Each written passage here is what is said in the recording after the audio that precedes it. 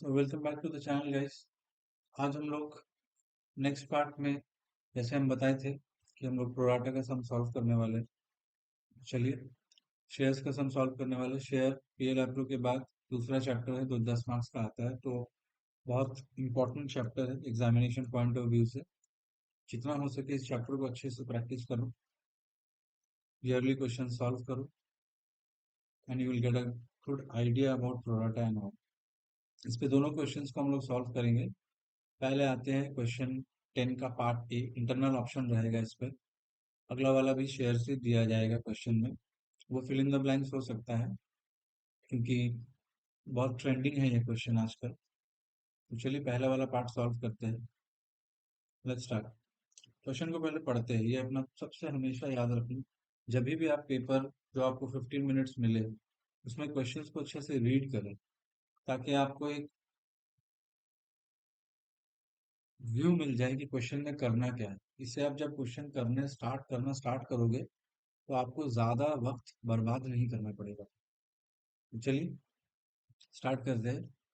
लिखा हुआ है, in the year 2022-23 Paresh limited invited application for 25,000 equity share of 10 rupees each.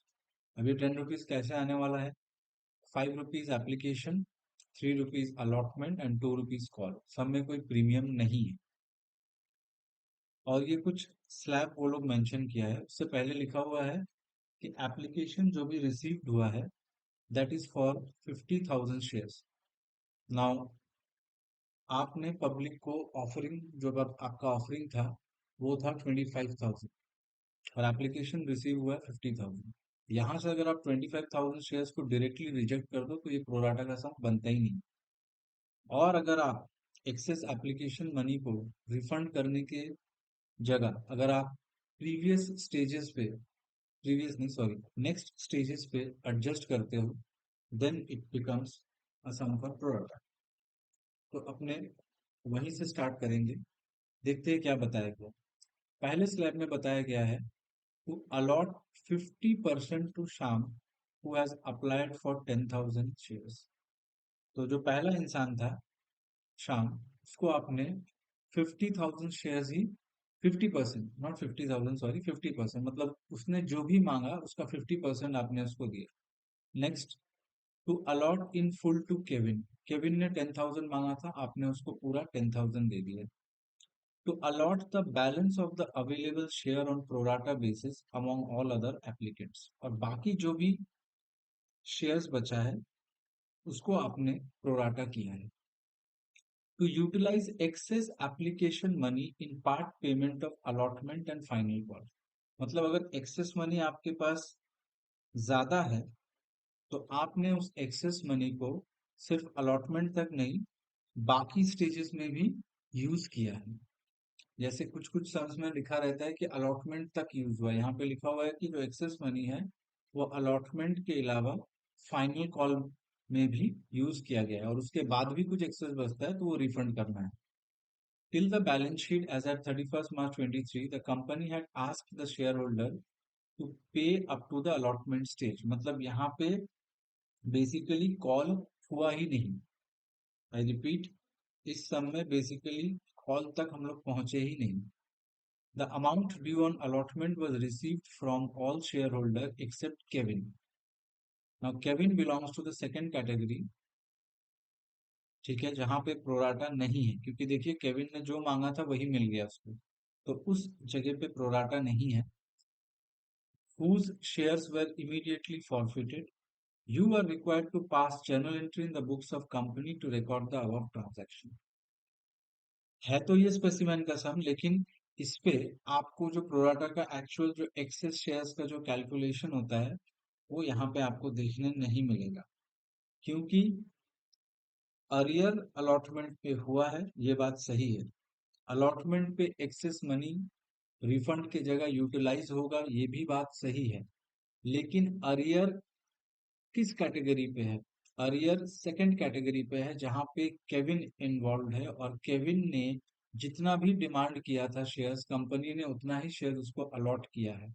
In that case excess money का जो concept होता है इसको हम लोग यूज करते हैं अपना अरियर को रिड्यूस करने के लिए, वो यहाँ नहीं आने वाला है। ठीक है, चलिए अब इसको हम लोग सॉल्व करते हैं। हम लोगों ने ऑफलाइन क्लासेस में बहुत सारा सम्स ऐसा सॉल्व किया है जिसपे अलॉटमेंट में अरियर को कैलकुलेट करना सिखाया गया है, लेकिन यहाँ पे इस पेपर में अलॉटमेंट में अरियर तो है, आई रिपीट, बट अरियर उस कैटेगरी से है जिस कैटेगरी में प्रोराटा है ही नहीं। तो यहाँ पे कोई एक्सेस मनी एक्सेस शेयर का कंसेप्ट नहीं आता है। लेकिन यहाँ पे एक नया चीज है कि हम लोगों को जो पैसा है उसको नेक्स्ट स्टेज तक यूज करना है। ये एक एक्स्ट्रा कॉन्सेप्ट यहाँ पे है। चलिए, तो सबसे पहला अपना जो प्रोराटा टेबल होता है वो बना लेते हैं।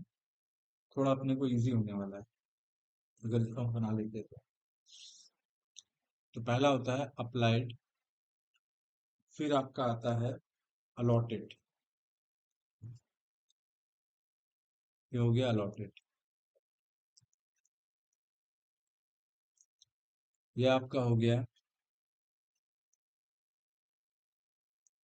Money received. ये आपका हो गया मनी यूज्ड। ये आपका आ गया एक्सेस मनी। अब इसको हम लोग यूटिलाइज करेंगे नेक्स्ट स्टेजेस में। नेक्स्ट स्टेज हो गया अलॉटमेंट। और क्योंकि क्वेश्चन ने बोला है कि इसके बाद वाले स्टेजेस में भी आपको एडजस्ट करना है, तो इसके बाद वाले स्टेजेस में भी एडजस्ट करेंगे। और वो हो गया आपका कॉल, तो हम लोग फाइनल कॉल लिखते हैं। और इसके बाद में भी कुछ रहेगा तो वो स्टेट अवे रिफंड होगा। ऐसा क्वेश्चन में नहीं लिखा है, लेकिन कंक्लूजन यही निकल करके आता है। Let's start the first slab. 10,000 applied by sham, और हम लोग उसको अलॉट किए 5,000 शेयर्स, क्योंकि लिखा हुआ 50%, वो जो मांगा उसका 50% ही उसको देंगे। नेक्स्ट 10,000 मांगा और हमने उसको 10,000 ही अलॉट किए। अब देखिए थर्ड पॉइंट पे लिखा हुआ है allot the balance available share on pro rata basis. तो अगर आप ध्यान से देखिए आपको एप्लीकेशन मिला था 50,000 का। 50,000 जो था वो अप्लाइड था, जिसमें से 20,000 अप्लाइड आपने कवर कर लिया, तो बच जाता है 30,000 अप्लाइड। तो नेक्स्ट स्लैब में आपका आएगा 30,000। ठीक है, तो ये आ गया आपका 30,000।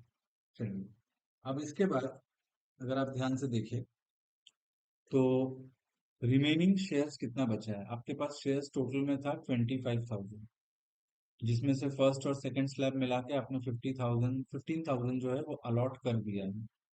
तो आपके पास बचा है अब बस 10,000 शेयर्स, जो आप 30,000 अप्लाइड के सामने प्रोराटा करने के लिए रख देते हैं। तो ये अपना स्लैब का जो मेन पोर्शन था, ये आइडेंटिफाई करना कि अलॉटेड और अप्लाइड क्या है, वो हम लोगों ने कवर कर लिया। ठीक है, अब देखिए ध्यान से। सबसे पहले निकालते हैं मनी रिसीव। मनी रिसीव कैसे निकलता है, अप्लाइड इनटू एप्लीकेशन मनी। सो अप्लाइड इनटू एप्लीकेशन मतलब हो जाएगा, अप्लाइड है 10,000, एप्लीकेशन है 5 रुपीज, दैट इज 50,000।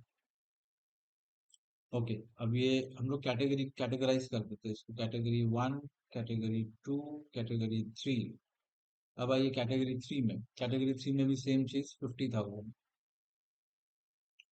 और लास्ट वाले में 5 इंटू 30,000 1,50,000। ये आपको तीन कैटेगरी का मनी रिसीव पता चल गया। तो अगर आप टोटल करोगे तो आपको दिखेगा इट कम्स टू 2,50,000। फिर इसको भी टोटल करोगे तो ये आएगा 25,000, और इसके टोटल करोगे तो आएगा 50,000। तो देखिए यहाँ तक तो भी करेक्ट है हम लोग। अब इसके बाद मनी यूज्ड। मनी यूज्ड कैसे कैलकुलेट होता है, I repeat, allotted. Money used कैसे कैलकुलेट होता है, allotted into application money. allotted into application money. So in this case, पहले वाले केस में allotted है 5,000 into 5, that is 25,000। तो इस केस में एक्सेस मनी हो गया 25,000। चलिए, आगे बढ़ते हैं सेकंड वाले कैटेगरी। 10,000 इंटू 5, 50,000। तो इसमें मनी रिसीव्ड और मनी यूज्ड दोनों इक्वल है, तो यहाँ पे कोई एक्सेस नहीं है।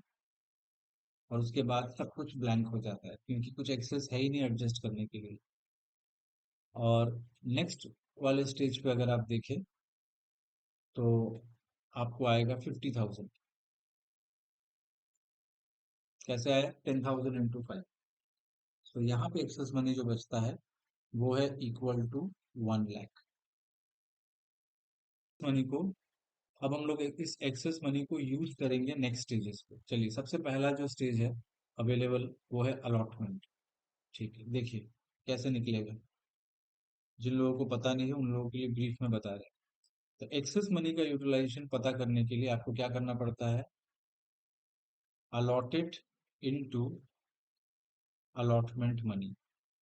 तो फर्स्ट कैटेगरी में अलॉटेड है 5,000 और अलॉटेड मनी है 3, सो दैट इज 15,000।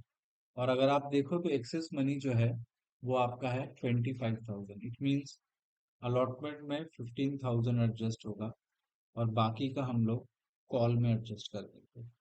तो कोई भी रिफंड निकल के नहीं आता है यहाँ पे। सेकंड कैटेगरी में तो कुछ है ही नहीं। अब सीधा थर्ड कैटेगरी पे आइए। थर्ड कैटेगरी में अलॉटेड है 10,000, अलॉटेड मनी है 3 rupees, so that comes to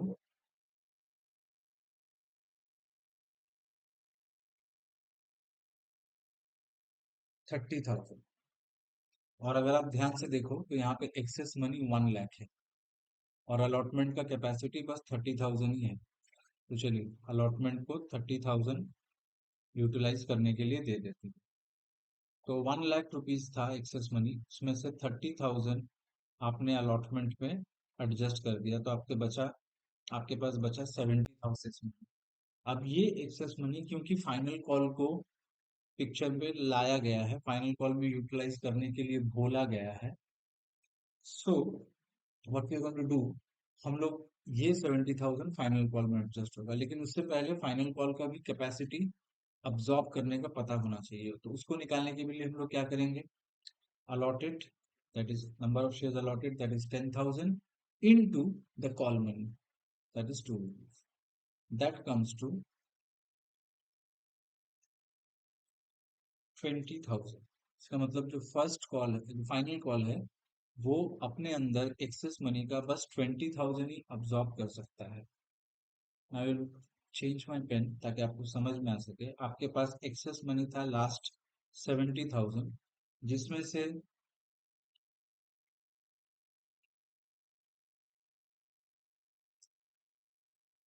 तो 70,000 आपके पास लास्ट एक्सेस मनी बचा था, जिसमें से 20,000 आपने फाइनल कॉल में एडजस्ट कर दिया और अभी भी एक्सेस मनी 50,000 बचा है। और फर्दर कोई भी स्टेज अवेलेबल नहीं है या कोई भी कॉल अवेलेबल नहीं है, that will be the appropriate term, ये 50,000 एडजस्ट करने के लिए। So now we have only one option left, we have to refund the whole 50,000। तो फिर से एक बार रिपीट करते हैं, ध्यान से सुनिएगा मेरा बात।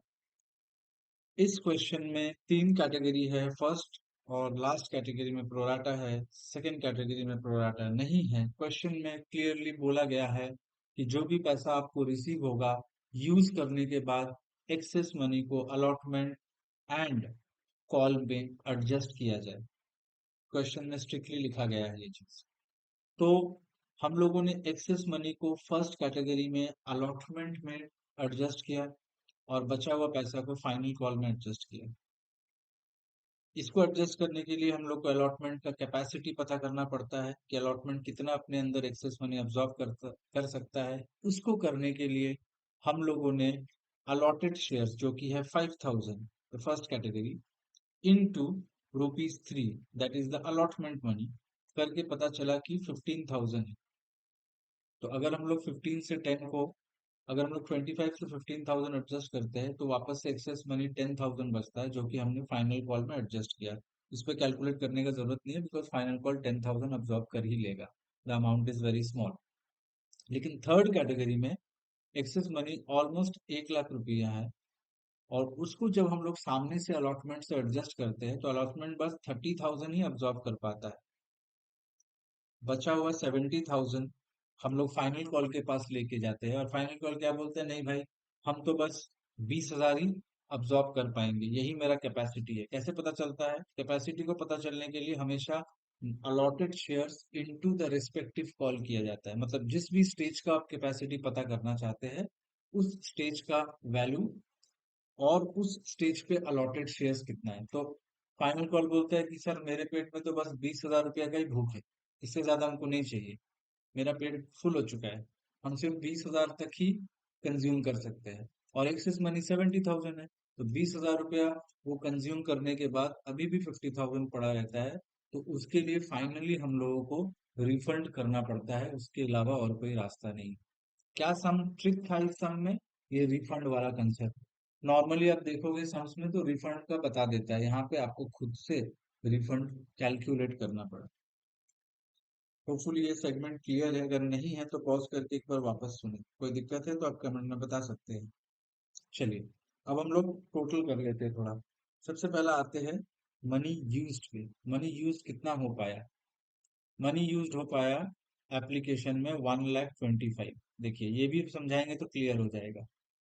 टोटल एक्सेस मनी निकल के आया 1,25,000, जिसमें से अलॉटमेंट ने 45,000 अब्सॉर्ब कर लिया, और रेस्ट 30,000 फाइनल कॉल ने अब्सॉर्ब किया, और उसके बाद भी 50,000 था, वो मजबूरी में हम लोगों को रिफंड करना पड़ा। जो भी बच्चे ऑफलाइन में थे उन लोगों का एक क्वेश्चन था यहाँ पे कि सर एक्सेस मनी तो 1,25,000 है। हाँ ये बात सही है, लेकिन आपको ये भी ध्यान देना है कि एक्सेस मनी को हम लोगों ने, देखिए हम कैलकुलेट करके दिखाते हैं, 1,25,000 को सामने से अगर आप अलॉटमेंट यूटिलाइजेशन और कॉल यूटिलाइजेशन से सब्ट्रैक्ट करते हो तो ये घूम फिर करके 50,000 ही आता है। तो टेबल बनाने से आपको एक क्लियर पिक्चर मिलता है इस सम के बारे में कि क्या आपको करना है क्या नहीं करना है। Now let's move on with journal entries। वही पूछा गया है। टेबल तो बस एक्सप्लेनेशन के लिए है। एक बार आप टेबल बना लेते हो तो फर्दर कोई एक्सप्लेनेशन का जरूरत नहीं पड़ता है। चलिए स्टार्ट करते हैं। ये थोड़ा सा एरिया क्लीन कर लेते हैं जर्नल लिखने के लिए। चलिए अब फटाफट स्टार्ट करते हैं। First journal, bank account debit.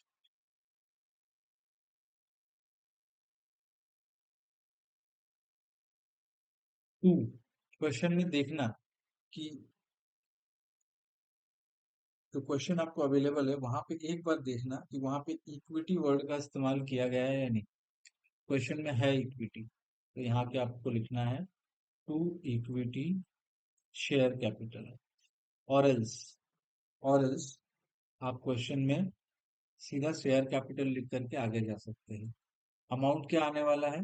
Money received 2,50,000। क्योंकि ये जर्नल बेस्ड सम्स है तो नरेशन तो हम लिखेंगे नहीं, लेकिन आपको ओरली बताते जाएंगे।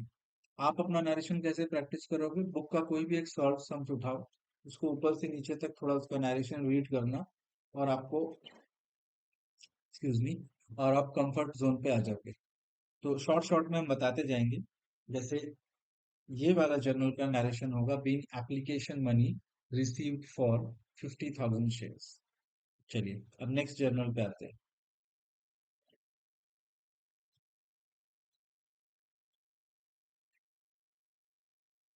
Equity share,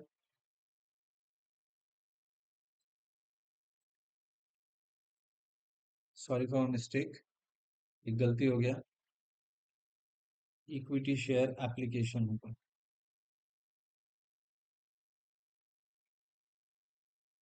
now equity share application account debit.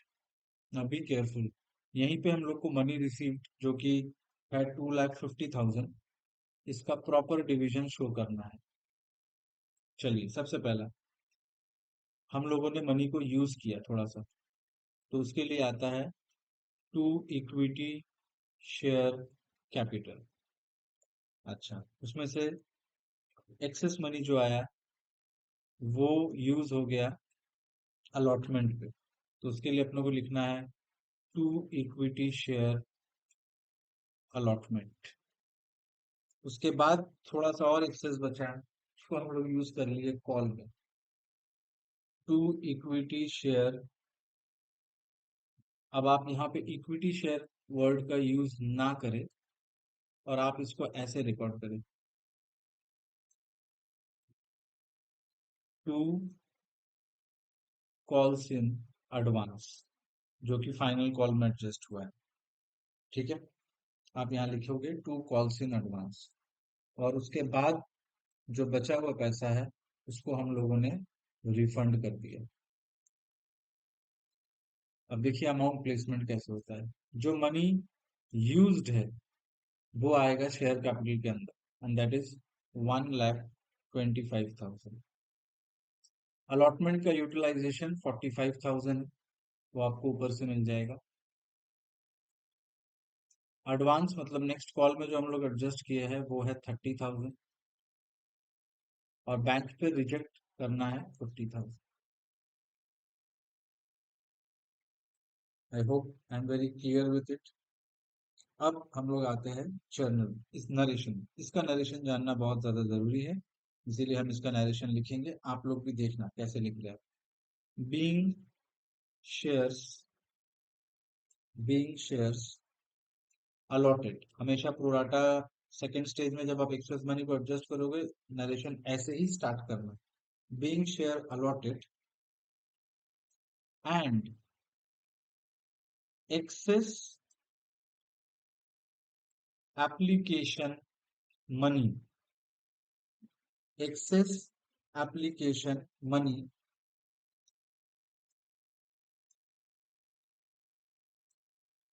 adjusted with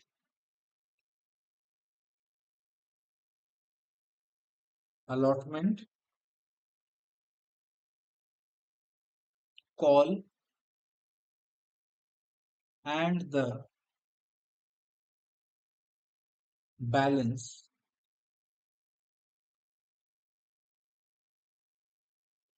and the balance being refunded। ऐसे क्लियरली लिखना, तो आपका नंबर कोई भी नहीं काट सकता।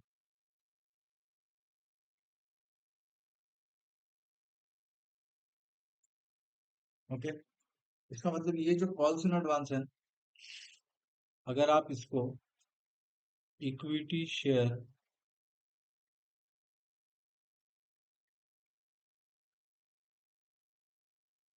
कॉल अकाउंट भी लिखते हो तो भी ये राइट है। चलिए, सो अलॉटमेंट हो गया, और अलॉटमेंट में एक बंदा ने अरियर किया है, लेकिन वो इस कैटेगरी से है। देखिए क्वेश्चन में स्ट्रिक्टली लिखा हुआ है, amount due on allotment was receive from all share holder except Kevin, सिर्फ केविन को छोड़ करके। और केविन जो है वो ऊपर देखिए, वो उस कैटेगरी से बिलोंग करता है जहां प्रोराटा है ही नहीं। देखिए हमने कनेक्ट कर दिया इसको। इसका मतलब अगर अलॉटमेंट में अरियर है भी तो प्रोराटा का कैलकुलेशन नहीं आएगा। ये अलॉटमेंट करने से पहले हमने आपके साथ डिस्कस कर लिया। चलिए, अब अलॉटमेंट में आते हैं, पहला ड्यू का एंट्री। चलिए स्टार्ट करते हैं। अलॉटमेंट में पहला ड्यू का एंट्री,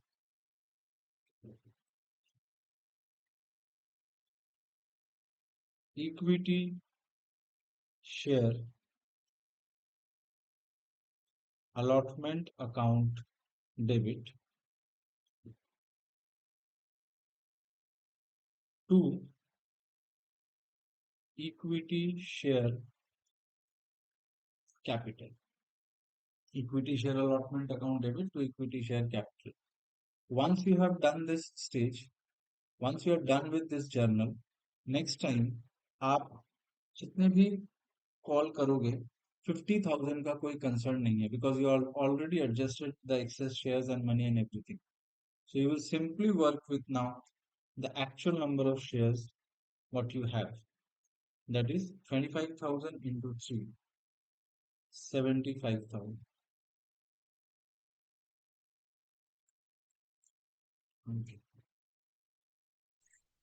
सर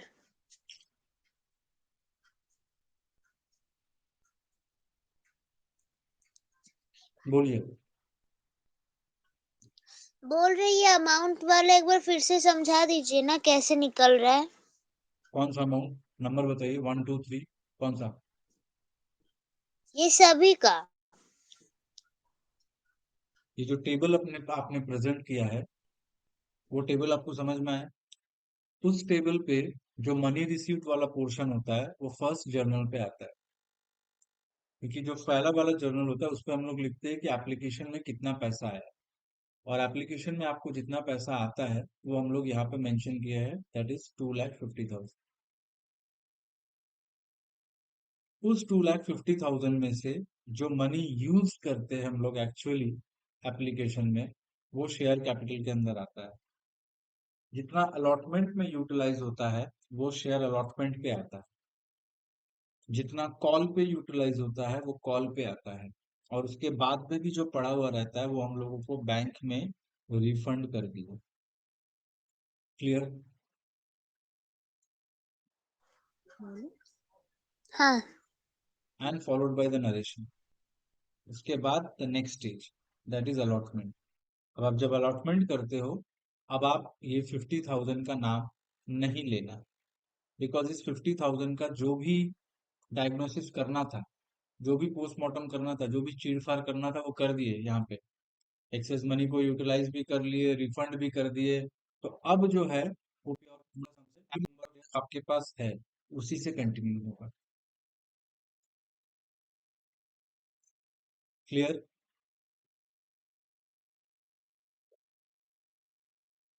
चलिए, हाँ। अब आगे बढ़ते हैं। तो आगे अपने को क्या दिखेगा? आगे अपने को दिखने वाला है कि अलॉटमेंट का ड्यू का एंट्री। एंट्री तो पास कर दिए, नरेशन सर। चलिए लिख देते हैं, बीइंग शेयर अलॉटमेंट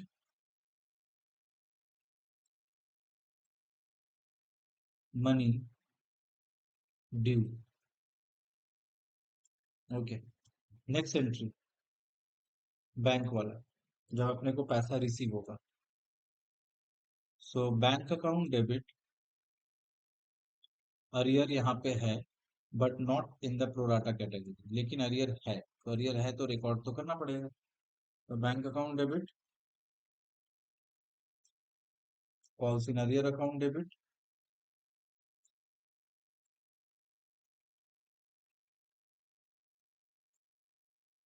टू,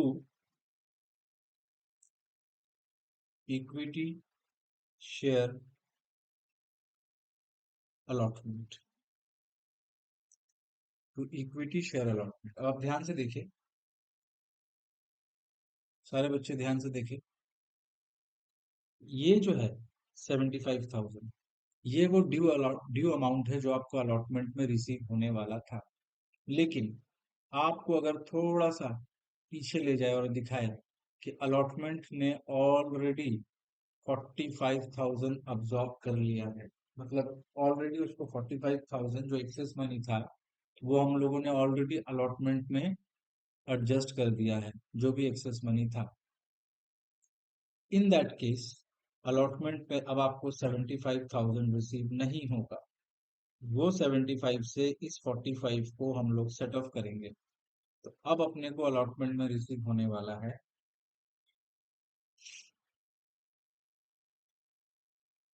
30,000। याद रखिए,